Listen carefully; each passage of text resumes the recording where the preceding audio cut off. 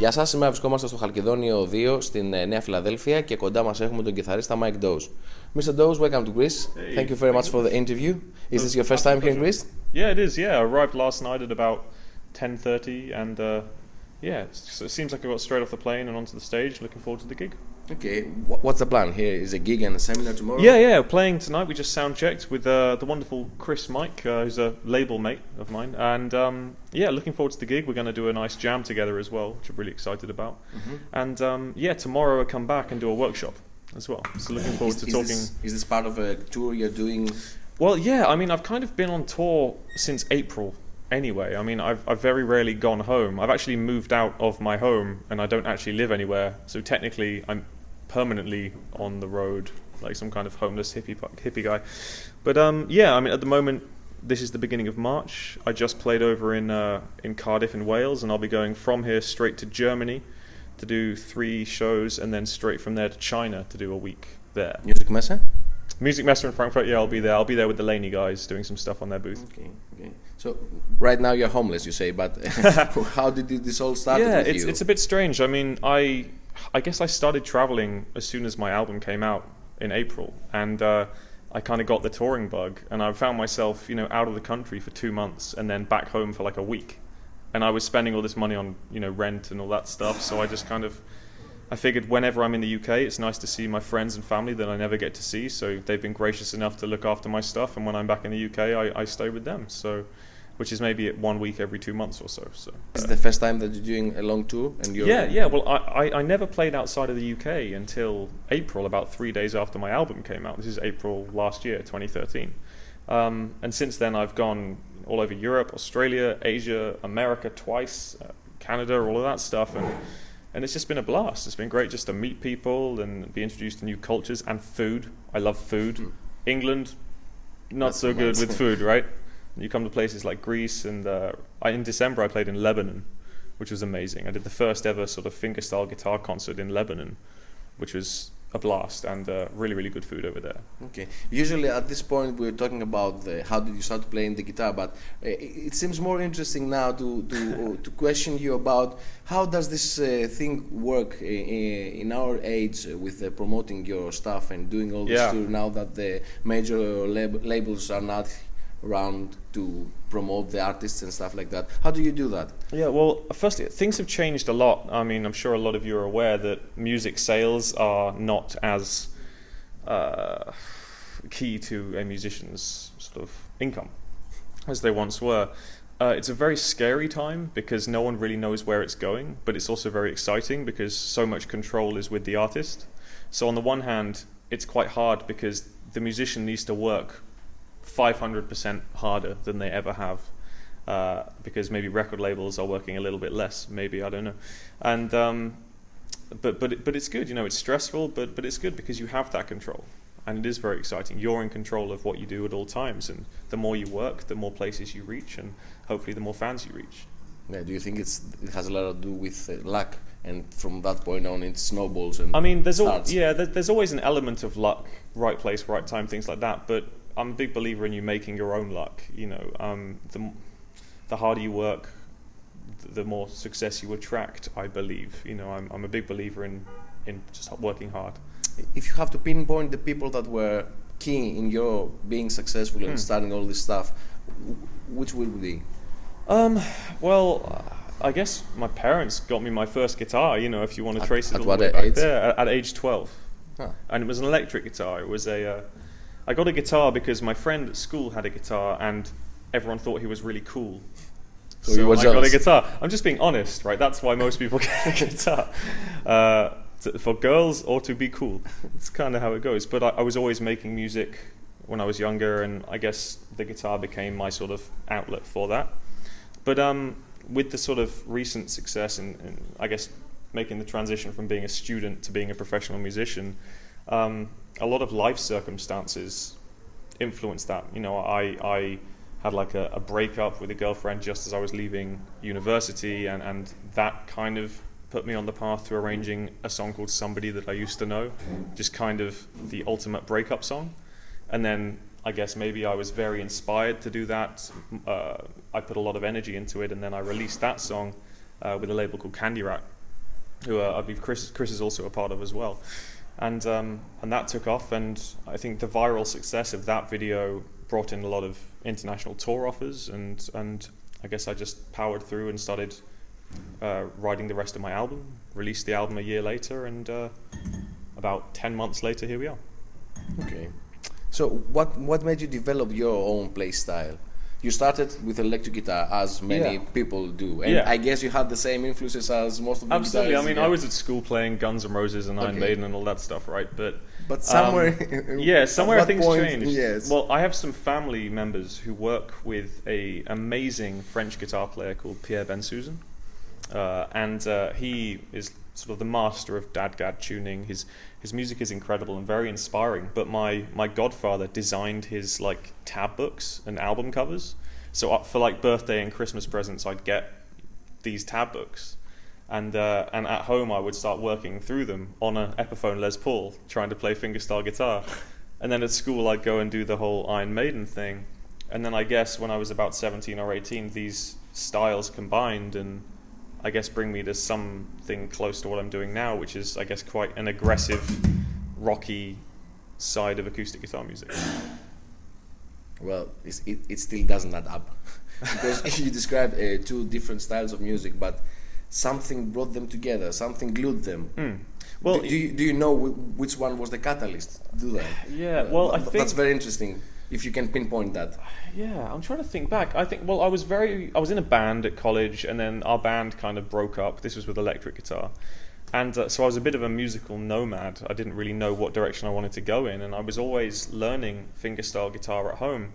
And around that time, this website, YouTube, happened, right? And a friend of mine introduced me to a great guitar player named Eric Roche. That's Roche.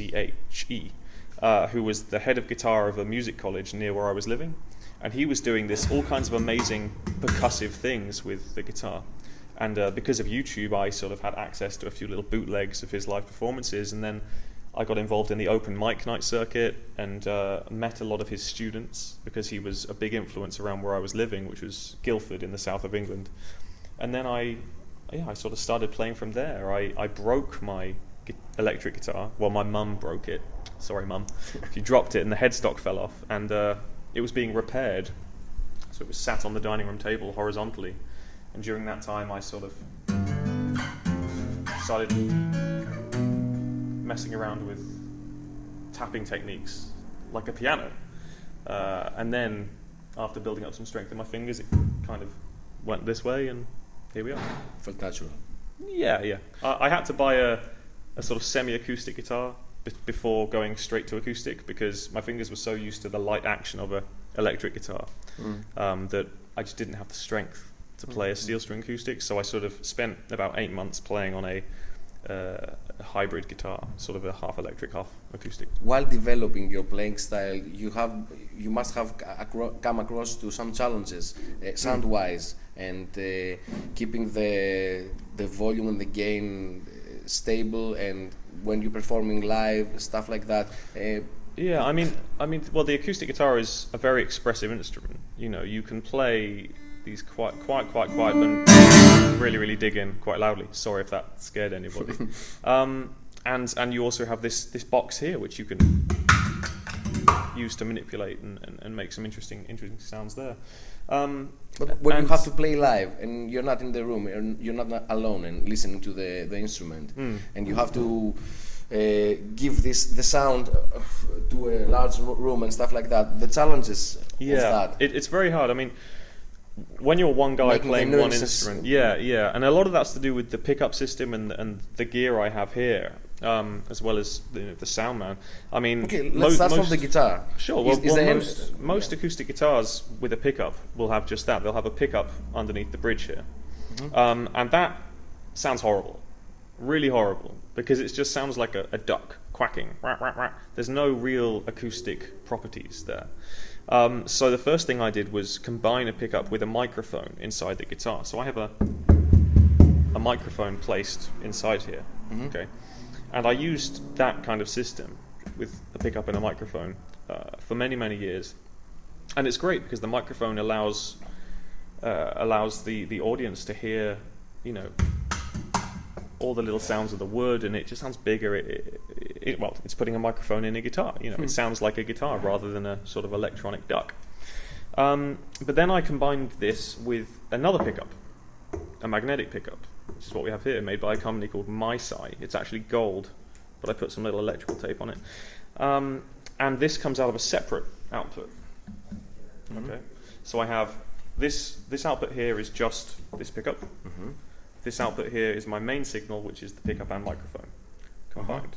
Okay. So we have a mic inside, this piezo, and this electric. Yeah. Okay. Yeah. Okay. Shall I go through the whole system?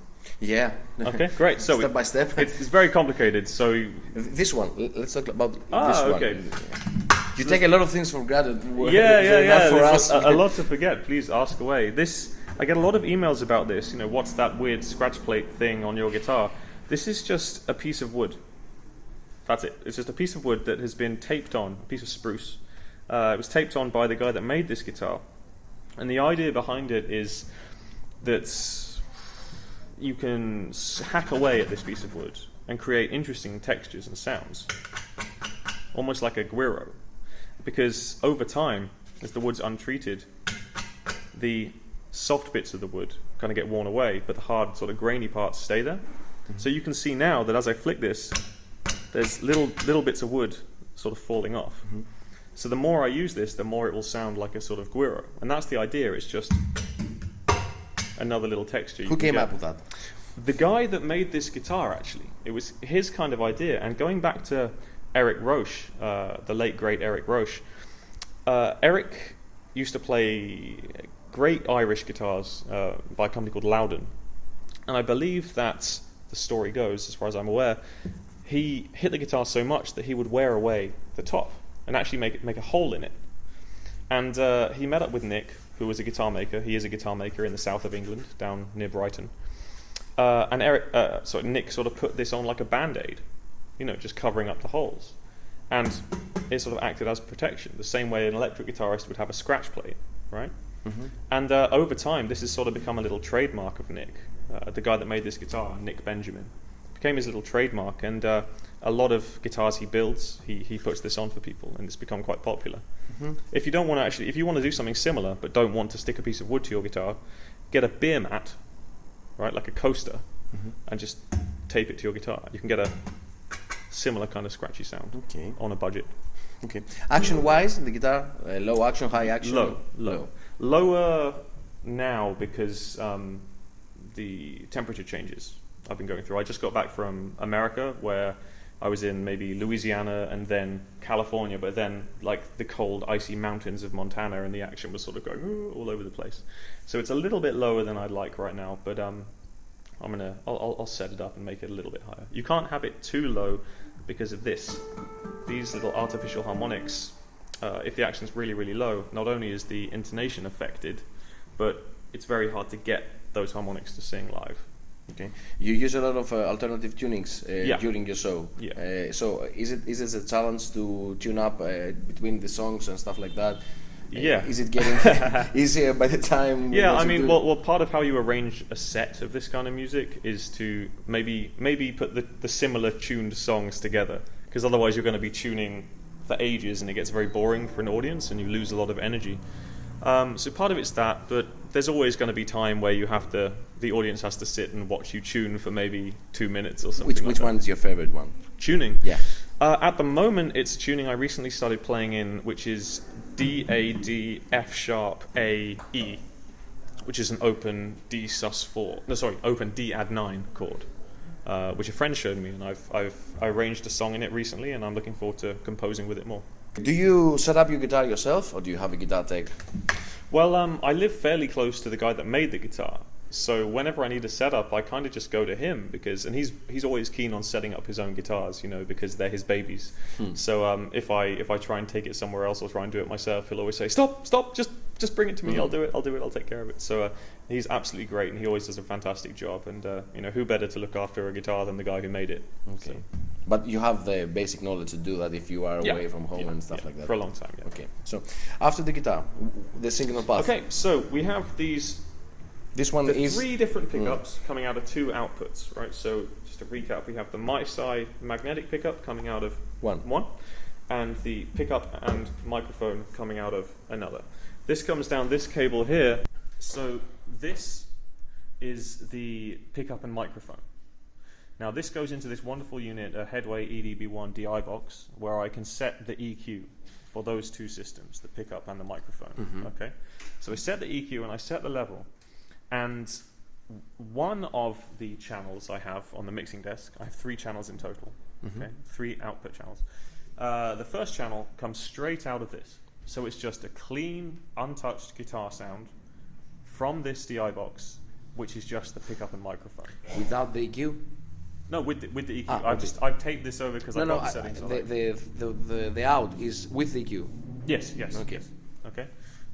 So that's all nice and clean, just the pickup and the microphone. Okay.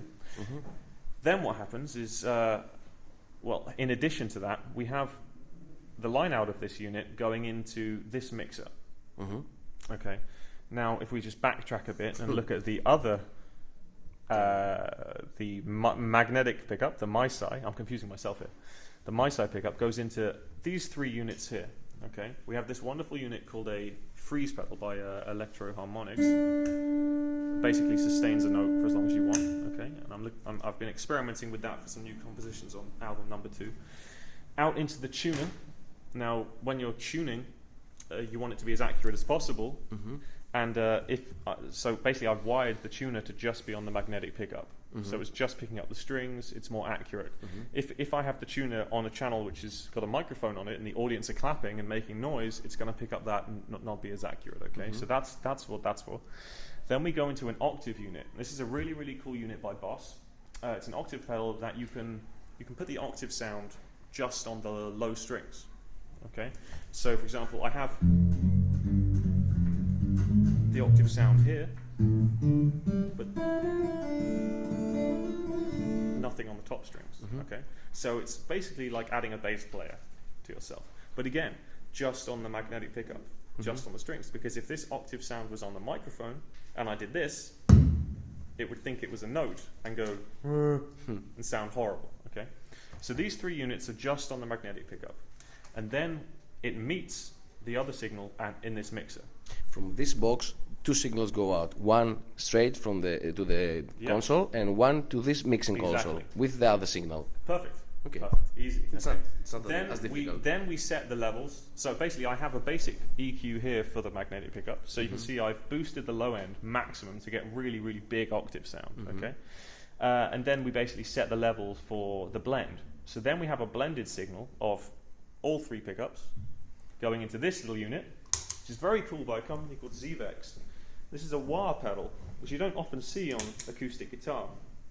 Now, with a wah, it doesn't look like a wah pedal. It doesn't look like a wah pedal. It's very, very cool. It's very unusual, right? Now, normally with wah pedals, when you turn it on, it kicks onto the high end. It sort of goes, and it's a very noticeable signal change. If it's just you playing an acoustic guitar and you do that, it doesn't sound very subtle. Okay, it sounds very obvious to an audience. This one, you don't actually have a pedal. Instead, you have a sensor, like a theremin. You know, where you get close to the metal stick. Yeah, I know. It's the same kind of thing. When you turn it on, it doesn't go onto the high end. Instead, it lets you bring your foot in.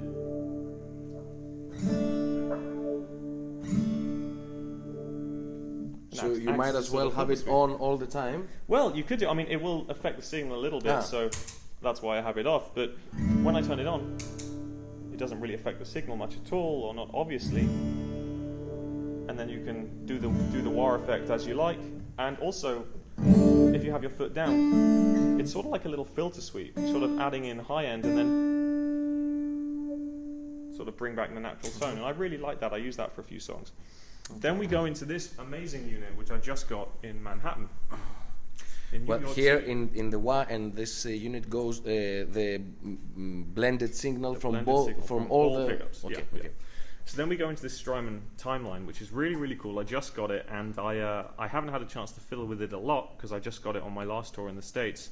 But it's a wonderful delay pedal, but so much more wonderful effects you can create from this. And in the monitor we have a lot of dry signal at the moment, so I'm not sure how much you can hear there. In addition to that, you can swell just by holding down one of the buttons. You can make some wonderful textures. So from that, there's also many other effects you can get on this. Like I made a little Michael Hedges style chorus, which I quite like. You don't seem to give the problem with the mic inside the guitar here for this effect. No problem at all. Mm-hmm. It's a nice blend, and I have the levels of all these effects units set so they come out enough in the mix to compete with this dry signal. Okay. Then the rig goes stereo. So on here, for example, I can have a ping pong delay going through the room, going all around. From there, we go out into this amazing looper I picked up again. I got this in Seattle. I want to say Seattle. Again, a few weeks ago, and it's by Digitech. It's a very, very small looper. Believe it or not, I like things to be small and not take up much room. So this is the smallest looper you can get that is stereo, that is true bypass, and that has all the features that I need, which is record, overdub, play, undo, and stop. And it also has a great function called silent clear, where if you hold down the pedal, it erases the loop without playing the loop back to the audience, which that happens a lot with other pedals and pedals I've used in the past. And it's a real mood kill when you're talking to an audience and you have to then go or play a loop for 3 seconds, okay? Then we go out stereo again into this TC Electronic Hall of Fame reverb, which I have on the modulation setting. You can see the little settings I have here, which is sort of like a nice long reverb with a sort of chorus sound on it. Now, I use the house reverb anyway, but this is like a reverb boost. Creates this wonderful sort of kind of hippie trippy kind of nonsense thing, which I like. And then we go out stereo into 2 DI boxes that will be hard panned left and right. So to create that big stereo sound. So 3 channels. The first channel is just dry pickup and mic. The second channel is pickup, mic, and magnetic pickup hard pan to the left. And the third channel is the same hard pan to the right. And a blend of all those 3 sounds it's sort of a way of getting a lot of effects and interesting sounds on the floor without distorting the signal too much, without degrading the signal, because you have that pure dry tone mixed in. And things like this, only adding certain effects to certain units, it just makes the signal cleaner. Well, the apocalypse of all of this is that I would bet that a lot of people would think that you have a compressor on your feet, but you don't. No compressor. I have used compression in the past live, but it's normally done on the desk by the sound man. Apart from gigging and touring, do you teach as well? Yeah, I do. I actually used to teach guitar full time before I had the good fortune of spending most of my life at airports. But when I'm not touring and I am at home and I'm not writing, I teach on Skype. So I open up a day every now and then to basically teach fans on Skype. They get in contact and we work through anything from basic guitar stuff through to maybe some of them want to learn some of my songs or maybe learn some of the more unusual extended techniques that I'm doing. And I also have students come to the hotel before gigs. I had a large number of students on the last US tour I did, maybe one every sort of 3 days or so on a big tour will come to the hotel and we teach one-to-one. And if people are interested in learning about this kind of stuff, that's one option. But I also just made an app for the iPhone and iPad and Mac, an iOS app called Percussive Acoustic Guitar with Mic Dawes. And if you just type in Mic Dawes into like the App Store or something, it's there. It's really cheap as well. And I basically talk through everything from basic open tuning stuff, basic techniques, all the way up to some really, really interactive and quite tricky exercises. So, do you keep up with students that you meet on the Skype or on your tour, and you see the result of this work? Yeah, absolutely. I mean, a good thing is because we all stay connected on Facebook, so I can always see when they have uploaded a song or something, and it's really cool. I have a great Greek Greek student from Athens who I met living in the Netherlands, and we had lessons for a while, and he's just started uploading some really creative creative songs. So it's great to see the progress there. And I guess more information on that on your website. Yeah, it's all on the website, which is MikeDawes.com, and I'm very interactive on social media on my Facebook page, which is Mike Dawes Official. So one last question: what's your plans for the future? Plans for the future? Well, after this, I'm going to Germany, then China, then I'm going to America for 6 weeks, then I'm going to Latvia, then I'm going to a guitar festival in London, then I'm taking a month off to write music for album number 2, and then I'm going to Italy, and then I'm going to do a European tour, and then I am going to somewhere else, I can't remember. How do you program that? I'm going to take a month off and write music. Yeah, exactly. How do you do that? Well, at the moment I'm finding it very hard to find time to write with all the touring and all the booking, because I handle the whole business myself at the moment. You know, I do all the bookings myself and everything. And I guess I just really needed time to relax, because to write music, I personally have to be very relaxed. I have to be in a comfortable environment. So it's not like, oh, I have a day free, I can start writing. It doesn't really work like that. You need to have a big chunk of time to just get into a total composition mode, and then you can sort of, well, personally I find that a lot easier to write music. So I'll be taking some time off in April to do some writing, some time off in August to do some writing, and slowly but surely album 2 will come together, and I'm looking to release album number 2 late 2015. We wish you the best with Thanks your so new much. album and the rest of your tour, and I hope to see you again soon here. Yeah, Have a nice time here. Enjoy the show. Thanks so much. Yeah, looking forward to it. Okay. Cheers. Για περισσότερες συνεντεύξεις, παρουσιάσεις μουσικού εξοπλισμού και online μαθήματα κιθάρας, επισκεφτείτε το Guitarspot.Gr.